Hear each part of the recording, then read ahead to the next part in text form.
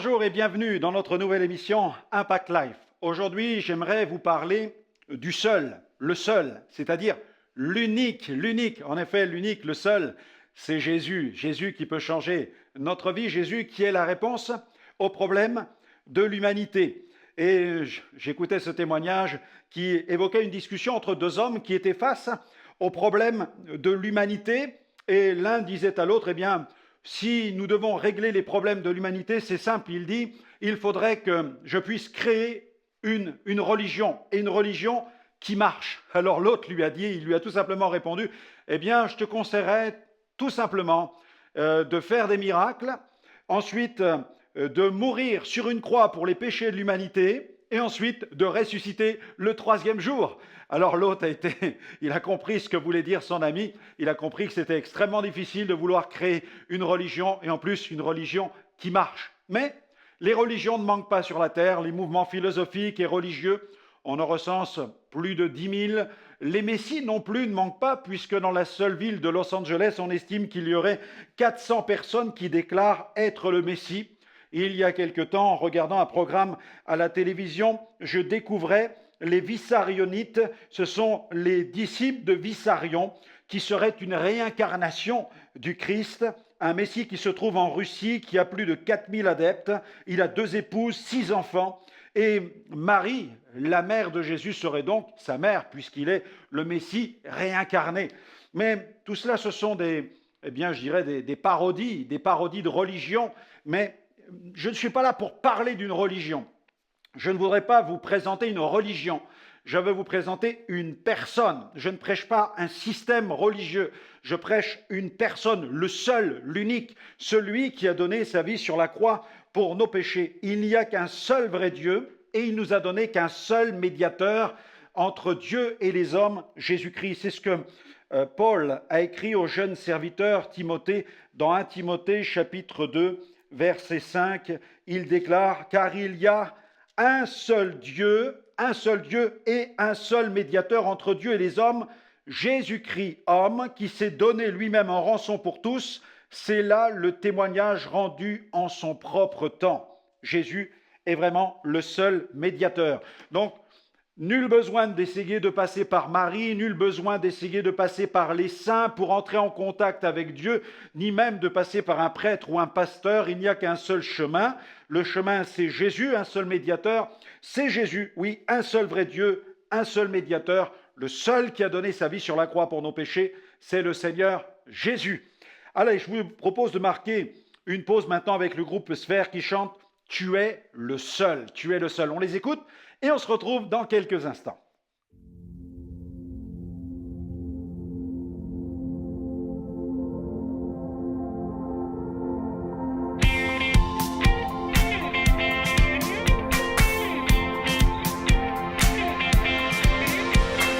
Quand je considère tes œuvres, je reconnais ta grandeur.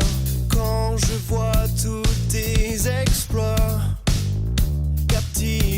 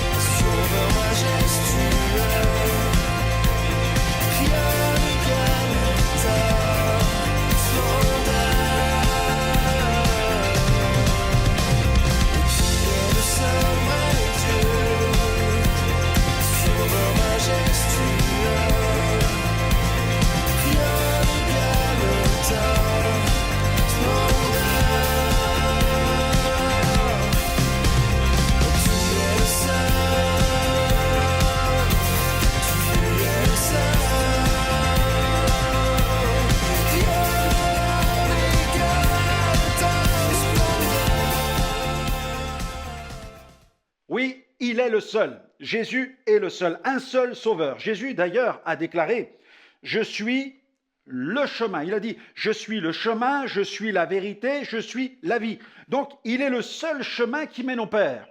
Il a dit, je suis la vérité. Il est donc l'incarnation absolue de la vérité. Cela ne signifie pas que certains leaders religieux n'aient pas dit certaines vérités. Ils ont dit des vérités, ils ont prononcé, proclamé des vérités, mais l'incarnation même de la vérité absolue s'appelle Jésus. Il en est l'incarnation. Il est le chemin, la vérité et la vie. Puisqu'il est le chemin et l'incarnation de la vérité absolue, il nous permet de recevoir la vie de Dieu, la vie abondante, la vie éternelle, la vie de l'esprit. Il nous faut recevoir Jésus pour recevoir la vie. D'ailleurs, Jésus a déclaré que celui qui a le Fils, il a la vie en lui-même. Un seul vrai Dieu, un seul médiateur, un seul sauveur, un seul sacrifice. Toutes les religions, aussi grandes soient-elles, ont leur tradition. Il y a aussi donc les grandes religions que nous connaissons. Il y a aussi les religions de type fétichiste, animiste. Et toutes ces religions essayent soit d'attirer la faveur de Dieu ou d'apaiser la colère des esprits. Mais l'œuvre de Jésus n'est pas une religion. L'œuvre de Jésus, c'est un seul sacrifice. Il meurt sur la croix pour nos péchés. Il reçoit sur lui la condamnation. La Bible dit le châtiment qui nous donne la paix est tombé sur lui. Et c'est par ses meurtrissures que nous sommes guéris. Nous regardons donc vers l'œuvre de la croix où Jésus donne sa vie pour nos péchés. Il prend sur lui le châtiment afin de nous communiquer la bénédiction. Il prend sur lui notre désespoir pour nous communiquer l'espérance. Il prend sur lui la peine de nos péchés pour nous communiquer la paix avec Dieu. Il prend sur lui notre condamnation pour nous communiquer la grâce. Un seul sacrifice, mais aussi une seule destinée glorieuse. La Bible nous parle de deux destinations. Destination ciel, destination enfer. Deux destinées possibles. Non pas trois, ni même plus, mais deux seules destinées possibles, puisque deux seules destinations s'offrent à nous. Finalement, il y a, comme Jésus l'enseignait, deux portes, deux chemins. Deux portes, une porte large qui mène à la perdition, une porte étroite qui mène au salut. Deux chemins, un chemin large qui mène en enfer, un chemin étroit qui mène au ciel. Deux destinations possibles, deux destinées possibles, et une seule est la bonne, celle qui se trouve en Jésus.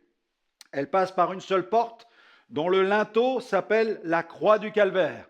Lorsque je m'approche de la croix du calvaire et que je contemple celui qui est mort pour mes péchés, je reconnais mes fautes, je les confesse, je les abandonne, je me tourne vers Dieu et je reçois ainsi le pardon, la purification. Il me pardonne. Son sang me purifie de tout péché. La Bible dit, si nous confessons nos péchés, il est fidèle et juste pour les pardonner et pour nous purifier de toute iniquité. Une seule destinée glorieuse, une seule foi qui sauve, une seule foi qui sauve. Éphésiens chapitre 2, verset 8, c'est par grâce que vous êtes sauvés, par le moyen de la foi. Cela ne vient pas de vous, c'est un don de Dieu, ça n'est point par les œuvres afin que personne ne se glorifie. Je ne peux donc pas acheter mon salut, je ne peux pas mériter mon salut. Je n'ai pas besoin d'accomplir toutes sortes de pèlerinages ou de m'infliger des sévices corporels pour essayer de mériter quoi que ce soit. Je m'approche de Dieu non pas sur la base de mes mérites, mais sur la base de ses mérites à lui, sur la base de son œuvre à lui. C'est Jésus qui prend la peine de mes péchés. C'est lui qui meurt sur la croix pour mes péchés. Et je me tourne vers le Christ et son sang me lave, son sang me purifie de tout péché. Oui, un seul vrai Dieu, un seul médiateur, un seul sauveur, un seul sacrifice, une seule destination glorieuse, une seule foi qui sauve et une seule bonne décision. La Bible dit, quiconque invoquera le nom du Seigneur sera sauvé. Quiconque invoquera. Quiconque, c'est vous, c'est moi. Dans la mesure où vous reconnaissez que vous avez besoin d'être sauvé, alors Dieu peut vous faire le don de cette grâce. C'est par la grâce que vous êtes sauvés par le moyen de la foi. Cela ne vient pas de vous, c'est un don qui vient de Dieu. Dieu vous fait don, il vous fait cadeau du salut. C'est un cadeau qu'il vous offre, à vous de le prendre, de le recevoir, et ainsi de vivre conformément à la grâce que vous allez recevoir. Il vous fait grâce de vos péchés, il vous pardonne vos péchés, donc de toute évidence, si il vous pardonne vos péchés, que vos péchés l'ont cloué, vous n'aurez qu'un seul désir, c'est de vivre dans la sainteté, c'est de chercher à plaire à celui qui vous a pardonné. Il ne suffit pas de répéter mécaniquement une prière pour être pardonné et sauvé. Il faut tout simplement vivre et honorer celui qui nous fait ce don. Vivre à la gloire de celui qui a envoyé son Fils sur la terre, donner sa vie pour nos péchés. Une seule décision est bonne. C'est celle qui consiste à placer sa confiance en Jésus pour le pardon de ses péchés, comme ce brigand. Il y avait 2 brigands. L'un des 2 a injurié le Seigneur et il est mort comme il a vécu, c'est-à-dire sans Dieu, et il a continué sa descente dans les lieux de tourment, alors que l'autre a reconnu ses fautes, déclarant qu'il avait mérité la conséquence de ses crimes, mais il a reconnu l'innocence de Jésus. Et il lui a tout simplement dit « Souviens-toi de moi quand tu viendras dans ton règne ». Et Jésus lui a dit « Aujourd'hui même, tu seras avec moi dans le paradis ». Le salut est pour maintenant, une seule bonne décision. Quiconque invoquera, celui qui confesse le nom du Seigneur, sera sauvé. Je t'invite à confesser maintenant ce nom merveilleux et à vivre en harmonie avec sa parole, la Bible. Seigneur, pardonne mes fautes, pardonne mes péchés, pardonne mes transgressions. Je place toute ma confiance dans ce que tu as accompli à la croix pour mes fautes. Je te reçois non seulement comme mon sauveur, mais aussi comme mon Seigneur. Et je m'engage là où je suis, devant mon ordinateur, devant mon écran de télévision. Je m'engage à te donner ma vie. Je t'abandonne ma vie et je veux vivre maintenant pour ta gloire. Je veux t'honorer chaque jour de mon existence. Au nom de Jésus, Amen. Amen. Gloire à Dieu. C'est le début, c'est le commencement d'une vie nouvelle. Vous venez de faire le premier pas. Et le Seigneur vous tient par la main et vous invite maintenant à le suivre sur le chemin de la vie. N'hésitez pas à me retrouver dans une autre émission. Vous pourrez continuer à entendre le glorieux message de l'Évangile. Que Dieu vous bénisse.